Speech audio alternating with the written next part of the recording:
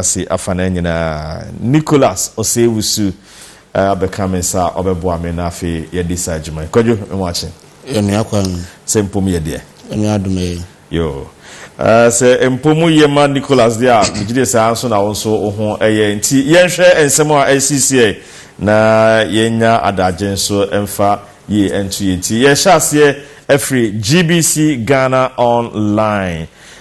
enra omampanyin na nado danko akufuado epa jumedi bi hontuma na nyina ne se NBSSI womo enehwe enwuma nketenkete ewo memu micro small and a medium enterpriser osha Ghana ha adwuma bebrina ewo sa edia maboy ana se de making a womo fanipa bebre wohwe covid ya womo pa ne ka womo na ban ma manfo sika nti se adwumaku no wohwe chiche sika no womo ena yasesa edina ayena Ghana Enterprises Agency awampanyin se ode foto 145 million SME grants na ode atoho a ebehwe na chese etimi afa aboa enwuma bebre omo se omde abefu mfidie so beye adwuma no omo nkrabata nso Ghana mensia hodo bebre na mu a adwuma no ebefri adomu ede akwa adomu nti yenhwe niemo mpaye se adwuma no ebeyi na aboa Ghana na yetimi gyan na titru abra covid ababe hadwen bebre no enti na eho asem ene ho no eyo my Ghana ho asem to hwa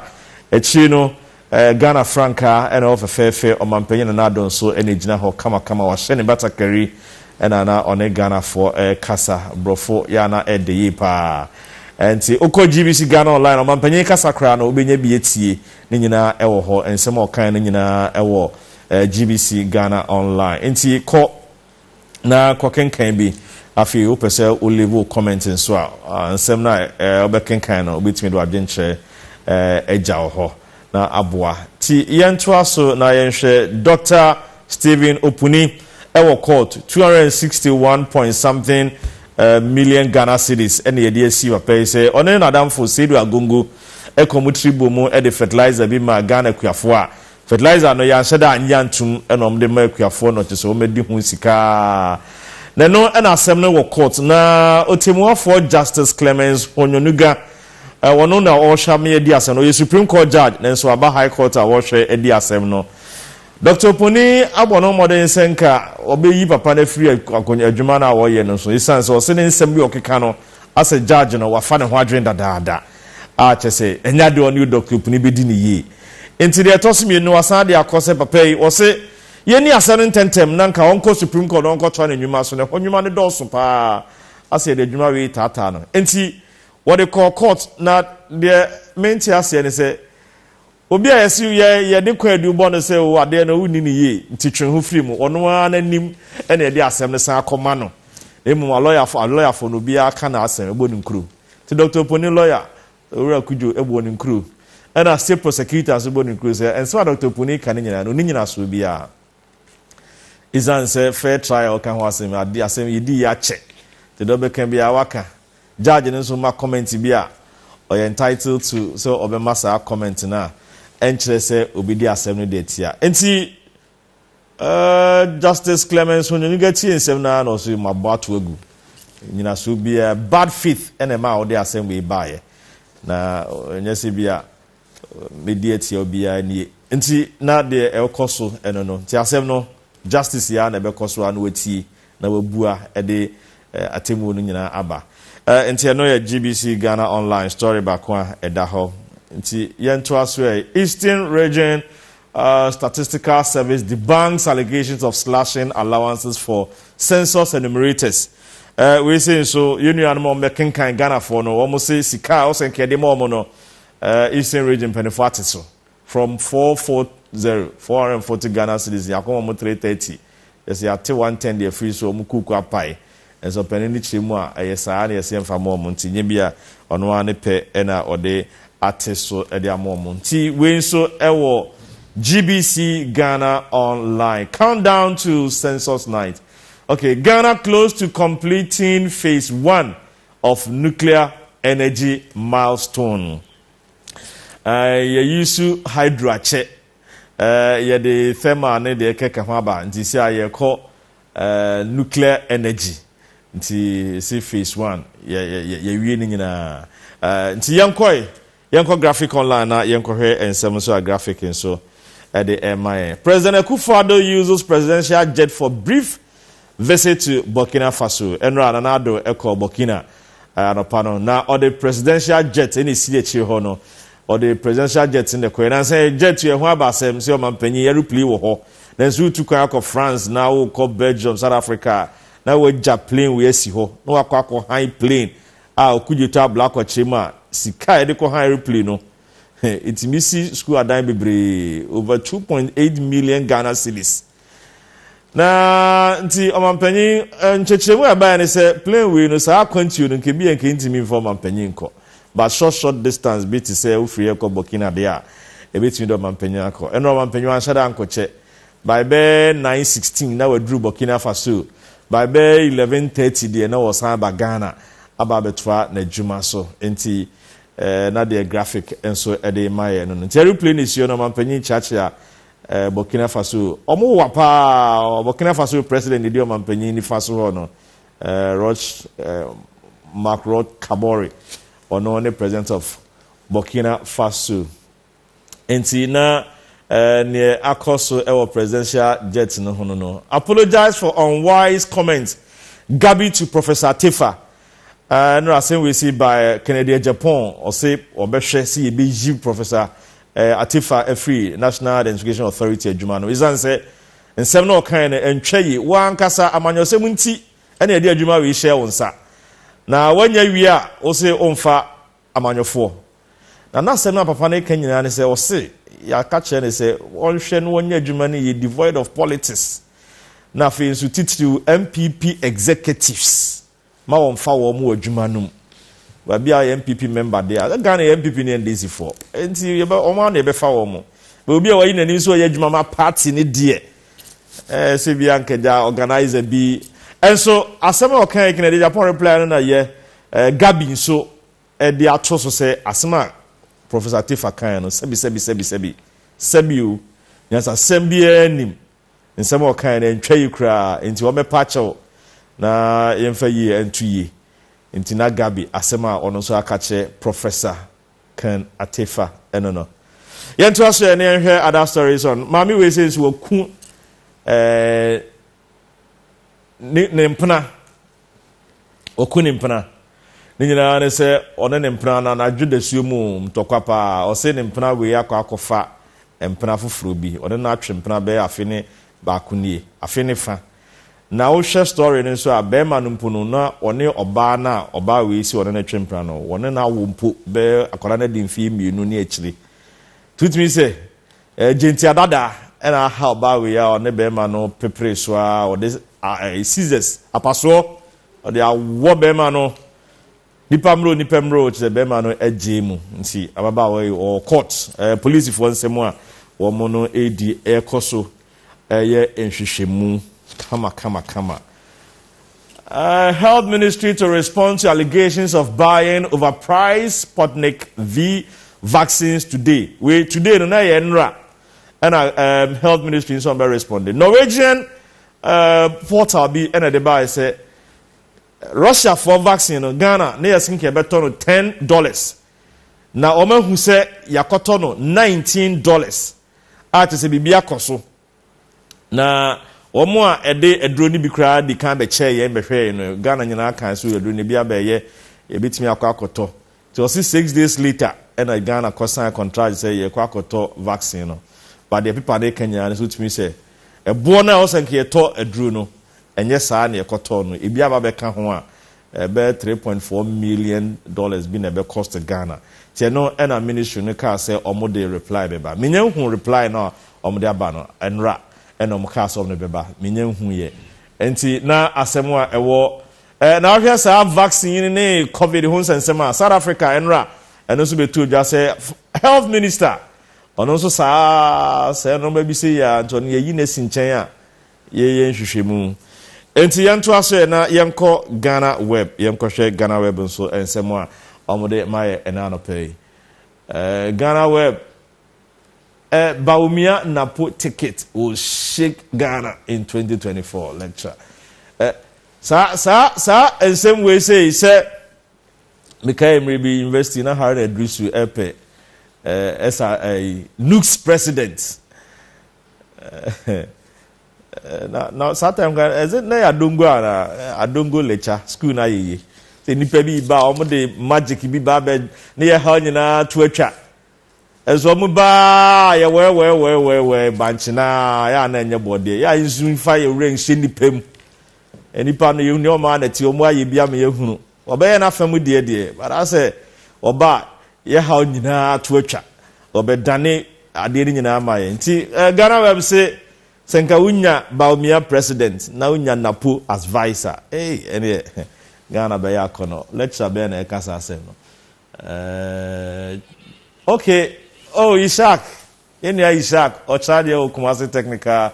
University. Ono ena e kasa asem be. Baumia Napo Ghana yiyi. All right, yentu aso na ye hear other stories. Guarantee ye dey say Ghana assassin so Ghana web. Don't reappoint MMDC is involved in Galamsey.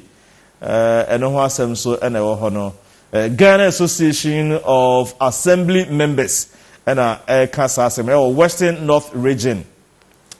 MMDC is wo ma hwema Galamsey akoso wo mo mpeso aso wo mo mensini mo no. O ma mpanyin hwe na wonyu mu nyina emfiri ho. Sa asem wi na assembly members na bi eka. Enti yenhwe na yentoaso ne enko ensem fufuro mu Ghana web. No show at Asen North MP's dual citizenship case. Papa we were Mrashebedwani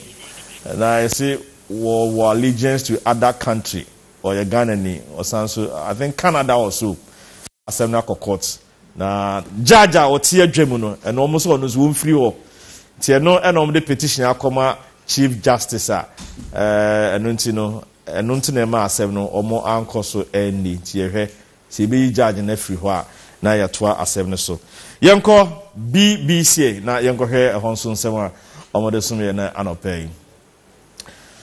America mampanyin Joe Biden or consul 8 days and o free America memo no akọ Europe we are say amine and some wo sikapa omo fim odu ye from G7 omo konhye mu omo kodwendwen e wiase ho de no omo nye vaccine omo maye bi anase dey America fo ka ho bi UK fo ka ho bi France ka ho bi Italy omo ye G7 country Russia ka ho bi omo dos Germany no ana Joe Biden say hey Russia for muhwe so hunu say manyini na me soft me nkasa gidigidi nye akakabe nsem a me ne mo bedi no nyonyonyo no say mo yem adwen say mo be ha adwen wo wiase a me Joe Biden me ne America for ye ne mo ebedi no nyonyonyo no enti wo de kokobo mo den pa ma Russia for led by Vladimir Putin on hwe pa ne ase boni bi be koso wiase bia no uhu Russia for who say boom mu na asemba ko kan say ohwe opposition e wo Russia Alexei Navalny e na to no akra de Russia for kan say enwuma wo no mo ye adwuma nyina no ya ban omo ye terrorist group a omo tete nti say wo no obi ye adwuma na pese obi deposit wo Russia mema ye nto aba no ma ye ma wo nyina kra e na ya to aba no de amount ohwe cyber attacks ai kokoso ohwe de Russia for eye wo Ukraine Crimea hona ne nyina Joe Biden say Russia for omuhweye one Vladimir Putin beshia na omedi nkomo na chese yi so ato yi na Alexei Navalny who has na make Moscow court outlaws extremist organizations na chese wa woni papa we ye adwuma bia no ye de tabona to so ye ma wo abato kra wo man mu a ye ma wo nyina emeto aba ne bi isan se o no Russia man no papa we so do Russia pa nemum ade a Russia mpanifo no ye no no mo nya adwene kema menka bi nkoso wo ho ya ne achew na ono ankasa meka se o da fiase enti no ne organization nyina no ye se enya de a ye bema no aye adwuma ho ya outlaw mo je se emra ene ye de ehwe no ewo Russia memu o da fiase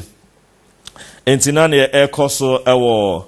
Russian so no US-UK special relationship how goes it under Biden and Johnson so we can we see so America any UK minor omo ayonkofa bi da omo ntemu anya asengeto America for me to say the UK for ya na ekochechira America man ya America fo nya omo fa ahodie nti omo wa yankofa bi da omo ntemu a ya na ekokama amampanyin na omo ba nanso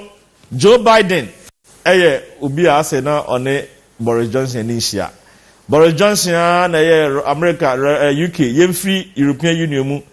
na Joe Biden peneso enso omo free ho papa we utimi say Joe Biden so na baby on be share meeting ni okay entina no ehwe kama ohwe green a say na Ghana e pese green Ghana eduedue nua kama pona dahui environment ni neat enti US president ene Bojo Boris Johnson bishia no medi nkomo Boris Johnson no pedu na Trump asem as we see I to abawi obi fraba enti o say very differences na omumi no ehwe ne noma etimi koso de ma wo mo eclipse we annular eclipse bosome ebe kata ewia anim na isumaba we enye total darkness but then koso wo Ghana yehu bi but parts of Europe parts of America Canada omunyina no ombehunu se ewia ebe kata ye bosome be kata ewia anim na chese I see isum aba bebisa ene be koso nti ene ya Thursday ebe koso UK fo ombe experience about 20% Canada and Alaska miamia bebre ho nipa nte ho pa de be koso yipa e bi nipa tene de ombe hu kakra de but enye yipa ring of fire eclipse to sweep across earth enti na ne ewo hon so no mekai Ghana omampanyin kofo apenso no ebi ba hase na eye negisempa. All right, the announce asemwa ewo BBC World Science. Na oko America ehye so omone Mexico ni Guatemala ni El Salvador no mboshe. Se ne nipa chief kwa America no say eni ayinyai. Na our story we are. Since 2000 enra oma recorded the highest number of nipa ompese omoko America. Over 180,000 ebiyem kwada ebi esujafo omu edwane afiri omu krum na omako America Mexico ni America border no eno Donald Trump ka say obeto wall ten e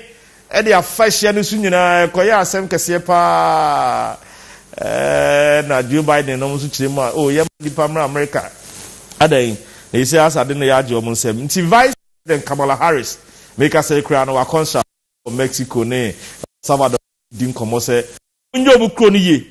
na ipa no ntina kronu mobra aden na mompanifo ye diskama mo se mo fanye kroni ya na mo di corruption enti maame Kamala Harris na ni abre wone sa mpanifo ye din komo se na be ya amanfo emfiri omu kro so ema America in 20 years osha nipa 180,034 in Omo recorded 178,854 and afi in March 172,000 nipa da bia no omo pese omo kwa America memu na omo kobo bre nipa ni bi free ado Venezuela, Cuba, Haiti, even African countries near see bi ka ho a ye nkrofo nyina eko ka enkwada nkete be say tipa kwada obi anka omo ho omnyina ekobo bra e wa America ne kwada de bra kwada ne de minim kete bu na wofo no opia no ko America memu okọ abanyankrata eswate from 13,940 in April and eswate about 10,765 in May na chese ne ekoso ntimame Kamala Harris wadru Mexico ene omudi nkomo se omonye nhyehyeye na amanfo entina omukrum ehonya akono na nyame nyansem no obo aman bebre a wode obi adue ni man so se tena hana bobra ti se wani anje ho na okọ obi man so anche bibi hadwen kakra ewo ye krum entina chese asemba konso a ewo BBC so eno yamra ebibi memwe na yenhwe ne ekoso ewa ha na oba ebibi memu a Morocco enso ajatum se friend cannabis no yebema kwan na yedua bi nemum enye se bia ya makwan so bia enum bio we medicinal cannabis already cocaine say or medicinal yeah ye sayade yetimi de man bia wada ye bibia wonte enso amanfo abuse no tisia Morocco for legalizing no America for the legalizing no kra ache enti na ne ekoso Morocco so no yen twaso na yen share other stories trendy Africa Nigeria ne Twitter toka no akwakosi say na enranso nipa edunkron ewu Democratic Republic of Congo sa o man no so asundwe so dani ho the United Nations for aiding komo kwan be ne befa so a ye bebo nipa ho ban na sa kunkumwe no etimi free Democratic Republic of Congo make us say DR Congo and Ghana ye pray ako United Nations non-permanent members World Security Council of UN no ye penipa 10 among countries 10 among akokoka ho na akokoka 5 permanent members no ho Ghana ne Congo pray den ti hwan ne benya Ghana ne be koso ana se Congo asundwe ni o man mu nti UN for edwendwe ho kwan be ene be fa so asundwe ebeba DR Congo enti na asemo a free horse no Nigeria's Twitter ban Donald Trump hails Buhari ono ankasa Twitter na Facebook ne omo ekeka ho dia wonani ya ban no bi o 2 years enti me nyi ti ono o say Buhari we be memu o bona baso just say no ba wo ye no of one super enti de Donald Trump yeah no you see Nigeria for say oye sa social media you na be adwuma man ma also register wo man mu na oje wo license and sana wetimi I say oye Twitter ntia ra say oye adwuma wo ho o tweet oye Facebook also wetimi je license no wetimi regulatory information minister Lai Mohammed they say we say atuja say ansana bitna adwuma e Nigeria no also wetimi register now je license from Broadcasting Commission and sana wetimi ayejuma ewo Nigeria by say wow be tweet no ho atomra den so amanfo ebumra no so a wo mo tweet ewo Nigeria entina Assemble Council free Nigeria. South Africa woman gives birth to 10 babies in Pretoria. And assembly by na Guinness Book of Records chimwa womo seeki confirmation na fe wometimi e de akọ records mu say ampa mami we Gosiami Thamara Sithole say wodi 37 years no ampa say wawo enkwada atiasefo edu at a go na ebi si wiase da de si wiase ne say oba bi ewo nkwada enkono ewo Mali just last month yeah and the Africa there yema no very fertile say my name is ayufui kind of we Nicholas almost say enwo train kan man focus on we omunya Africans am say ye be wa mo kama pa but na Africans nko ma bebre na wo different continents and so be very fertile omutimi wo bebre enti na ne ekoso e South Africa eno no enkwada edu no ye from decouplex nkwada udu a ye from decouplex na chese ne no enti yemfa BBC ko the bonkrata as yensaka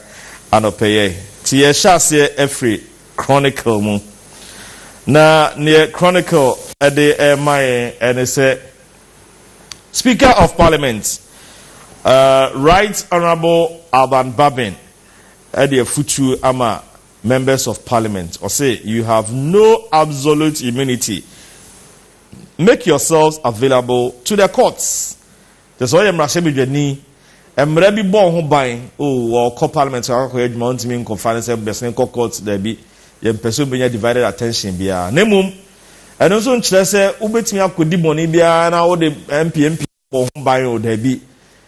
na the papa so e kan bi oni se MP bu ho manya asem e court o mo me kan kyere no da so o akọ into the tuamanema na de ehia pa chronicle eka ho ase no se oyɛ mmarahyɛ bedwani a menya wadwen se ubetimi de mmarahyɛ bedwa privileges wo ho ne saa immunity na bɔ ho ban yɛnkae abrantie bi a okodile cocaine some time ago bi no ye MP Emma by election by Nkranza I think Nkranza amwaten ne fe no abo amwaten on ho for the cocaine mu immunity na amwa no enti na Right, Honorable Speaker Bambaben, A2 members of Parliament 4. Now share Chronicle so hon so lawyer for bi na ho no ma she tuntum no ma bo ma de fita NDC juggernauts invade court to support Opuni. They say MPP NDC ekuku damfo bebre na enra no mo court Ushemua Akamba organizer no hobby Mame Marita Brew no so hobby sanso na Mame Betty Moldedrusu Asidu Nketia General Mosquito no munyina ewo hobby a omo kotai Dr. Steve Opuni echi. We are working, we won't rest. Omampanyin say ye juma ye ntonko mponi ada ewo juma ne so omampanyin si wo bo juma papa to fix the country to be ankana koma ento ne yem. They will trust na ya no nim se chiachia enti so omampanyin e trust na chiachia Ghana for yen church no wonye juma ne nye eyem fama ye. Oho na bibia enko so kama. Allowing the rich to pay will deny the poor access to free SHS. John Kuma, Deputy Minister of Finance, Opoku and Branch here, Enra, now Finance Appointment Committee, and Nima, year total na no chema. Say, oh, my client says, Sikafo, Enchia, a year school fees, one here, and yeah, one more, here, no, ye bushia, Sikan Shaden Nimsano, Yahobetche, pa, Yahobetche, why have a kusuku bino, now Ubidi Sika Ababeji. And the Air Coastal University, a free fee paying tea, the Wosikano, maybe other than the back or your course be. Nanko Hiani baby crowd qualify you, then Susikanin Tino, Yamano Anko Yibi. It is also the son of Befree Chasa, Sana Baye. Chief Inspector Drugs Feet in trial of suspects in Sege. At Sege. All right, Yanko Daily Graphic, na Yemshare and Sema Graphic and so at the MIA. 3 illegal miners jailed 45 years. Fine 720,000 Ghana cedis. Nkrofo mi nsen funi na ohoye. Oh, wo hwe wo mo mfepa na wo kokko bia eni mfuni de. So mo call court cry enti enyo mo mfuni ni papa bi graphic enyo mo mfuni papa bi amfa ama wo. We ya chi wo mo ngre mo tu galana. Na why no mo tu galana ma wo mo. Yo, yenti wo mo kwafiase 45 years. 720,000 and it's almost saying here. Big story, banner headline, integrating the mentally ill into society. 222 cured patients stranded. Now, Omuwa Adrimu Yadie. Yasa Omo Yadie wi, then so we form before Munko. And she just said, Omuhu be Omonfa. Omenia Yamon to talk, and one seminar graphic AK. NBSSI changes to Ghana Enterprises Agency. Finance Minister asks IFC to increase private sector funding. IFC for also Abebuana Obatampa Care Jumedino 100 billion Ghana cedi project no COVID a bit me a free mono. IFC for Ababua Ghana na ya totu no ma yipa. No ena finance minister sure mo say sika omode boa omen private sector no omum pegem na chese ye honto. Is Ghana bibrina micro, medium, and small enterprises no. A whole NFA Ghana for Ejuma Bebre. And see any show why the boy. Yeah, called Daily Guide. Now, Daily Guide is so Chema Doma Hene or see a dear yo when ya in fear Edrunumi no 1999 and will be D Edjano or see a dear yo Ajiman Bedu or bottom modern power minim cra Adriana Stars Football Club Nana Ediaba. We see park their more education fund or the Biaba infrastructure hodua. Domahene area no or Buane man for pa or see a dear yo Yamautrinkwa Yamuayuku 22 years and Yadeketwa Name Insha ye or see a dear yo MIA. Female coup plotter wants Nana eliminated. WO1 okay, Dino Ewa Hase. The guide air can say sa obawi opesenki yi na free ho kwan be so ene yi na na free akonya ne so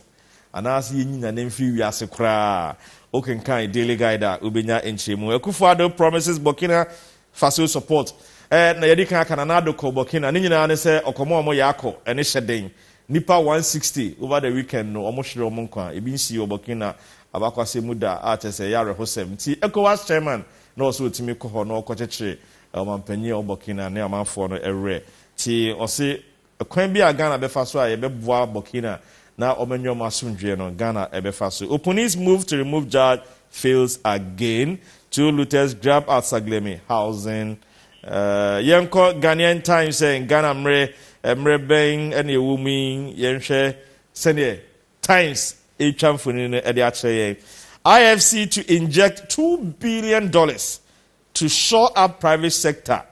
And now the finance minister said more. He's asking for more. So the Times said can IFC at the $2 billion at the baby rap the economy num not just say and no metimi ejina na naso e dia mayen. Oba Ghana Enterprise Agency launching also wasem our graphic Times mu hairdresser bin so at this the worku ne boyfriend no there apaso war ne kon ho no ekunu no and also wasem our Times mu. Crisis in Burkina Faso. ECOWAS pledges to defeat terrorism. Na and also asema ewo Ghanaian Times mu. Enti Ghanaian Times ensema ewo mu no nti oforiata mfonini ene ho de ne chichi na atore mu maso. Papa ye guy. That's right. Okay, nti double enkrata ahodo no na pay yen sakan no ene